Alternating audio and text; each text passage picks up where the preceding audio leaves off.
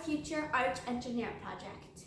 On average, an American family uses 1,500 plastic bags a year and throws it away, when it takes 500 years for the plastic bag to decompose. So this is our project.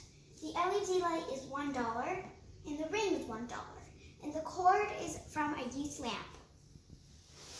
What we used was Target plastic bags, glow-in-the-dark glue, and balloons.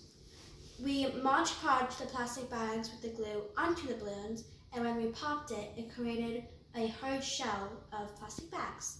You can turn it on like a lamp, but it still glows in the dark, which you will see later. Bye!